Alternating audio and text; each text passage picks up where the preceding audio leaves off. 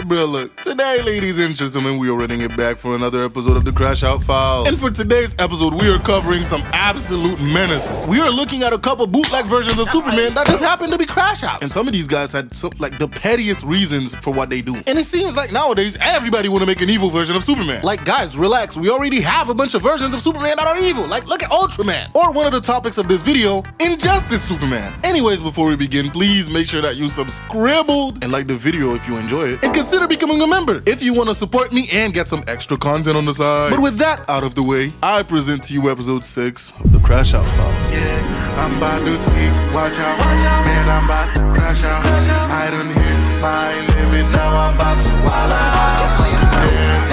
Only seeing red, everything's a threat. I'm coming straight for next, so watch out.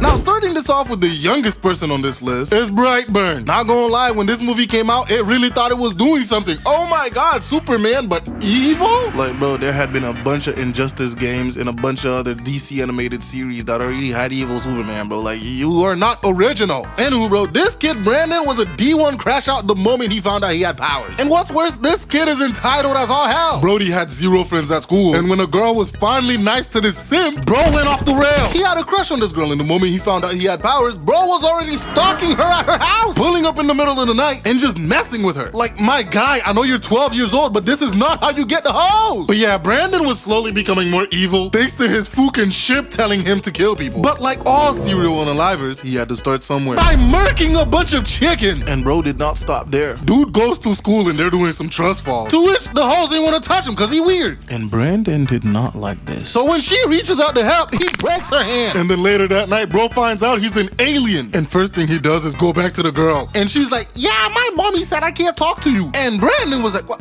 Oh, Shayla, shawty, I'll take care of that. And bro, in the middle of the night, pulls up to where her mom is working and murks her. They didn't even find the body. And after that kill, this kid went on to kill a bunch of different people, including his parents. And when he was finally done with his parents, bro went on to terrorize the planet. Like, my guy, these people tried to raise you right. How did you end up being this? And what's crazy is he barely had a reason for crashing out in the first place. His ship just told him to take the world. And instead of becoming the first alien president, not only that, you would have been invulnerable, so there's nothing nobody could have done. But instead, you start by demolishing their city. Yeah, man, this guy's just a grade A crash out. But somebody who crashed out even harder than this dude for less of a reason is none other than this man, Titan. And this dude is so dumb, he spelled his name wrong. Like, bro, look at this dumbass writing Titanville, as in Tighten Up, instead of Teen Titans, Titan. You are legally required to take a shot for all those times I just said Titan. Anywho, meet Simp God 69, Hal Jordan. Bro couldn't riz up a tree to save his life. And bro really thought he had a chance with the baddie Roxanne. And then bro gets all up in his feelings when Metro Man gets all the hoes.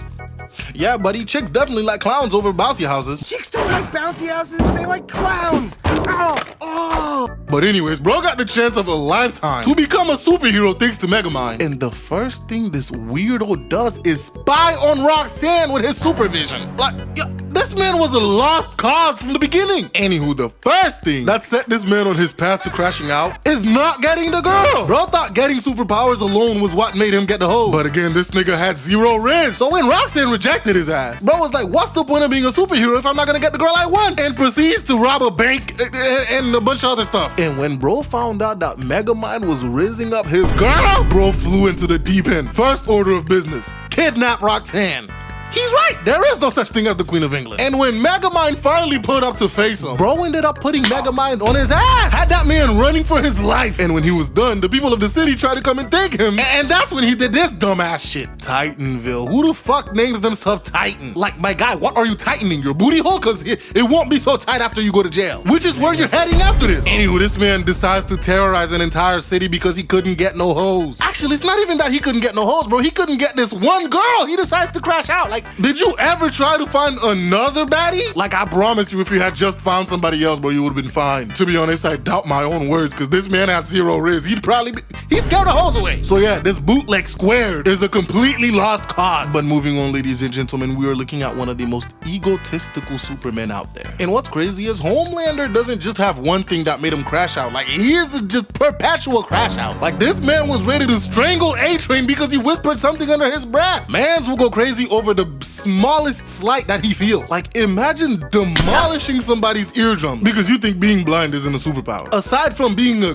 rapist, this man has done so many other heinous actions, like just casually imagining lasering an entire crowd because they don't like you. Like, bro, not everybody has to like you. And one of the worst things this man has done is getting it on with the Nazi. And bro not only enjoyed it, but bro was willing to murk people for zero reason over it. And then there's this milk obsession that this man has. And it's not regular cow milk that this man's like. He likes it straight from the source. Like, bro, look at his face. You should not be making this face when drinking breast milk, bro. Like, you're weird. And he gets even weirder than this. Bro was standing on top of the city beating his meat because his ego was bruised earlier in the episode. Like, my guy, you need some extremely amazing therapy. Like, Brody lost his kid and was being blackmailed by Queen May. But since he got away with the Stormfront tragedy, he decides the best celebration is to fly up to the highest point of the city. Like, bro, you're going to have a hernia doing it that hard. Like, bro, Homelander is an entire trash bin full of Crashouts. Like, these Supermen have the worst Crashouts ever. Not only because they're unhinged, but they also have the absolute power to do whatever the fuck they want, which makes it a million times worse, especially for their target. And the next Superman to crash out is the most recent, and none other than the man himself, Omni-Man. Omni-Man had one of the greatest crash outs ever, bro. And the heinous actions that was performed during this crash out rivals the crash out god himself in Justice Superman. Like, from episode 1 of Invincible, bro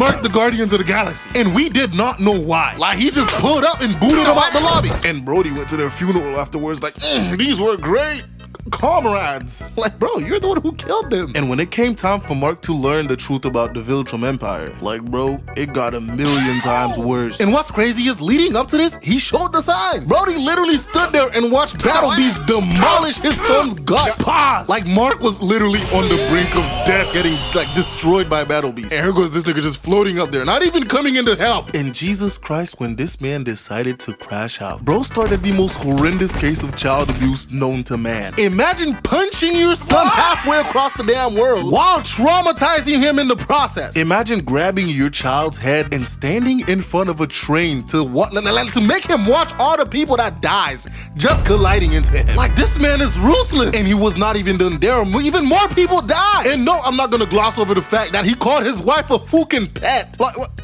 Omni-Man, you just be getting down with your pets like that? That whole statement was just wild. And towards the end of this entire crash out, bro stands on top of his son, landing punches that are causing earthquakes while on top of a fucking mountain, talking about some think, Mark. Like, damn, nigga, my brains have been bashed in halfway through my skull, bro. I can't think. And what's crazier is, bro just flew away. No type of consequences whatsoever. And just went on to clap some Thrax and Grasshopper cheeks. Like, bro, that is just wild. Omni-Man had an A-tier crash out moment. But the man who stands at the pinnacle of all crash outs, an S-tier demon who, honestly, bro, you had a valid reason for crashing out, bro, not gonna lie. Injustice Superman had it the worst out of everybody on this list. Imagine losing half your city, your wife, and unborn child, all thanks to one crazy clown. And before I even get started, bro, I blame this entire crash out on Batman, bro. Like, if he had gotten rid of the Joker a long time ago, bro would have never gotten the position to do what he did. And if you've been living under a rock for the past decade, this is the story of Injustice summarized. The Joker decides to place a bomb in Metropolis directly connected to Lois Lane's heartbeat. And by the way, she's also pregnant with Superman's child. When Superman goes to find Joker, to which he found the clue from Jimmy Olsen's dead body, which was literally strike one, he goes to find Joker. When he found Joker, he ended up getting hit with Scarecrow's fear toxin. And out of nowhere, Doomsday pulls up. So Superman does what Superman usually do to Doomsday: fly into outer space to murk him. And out of nowhere,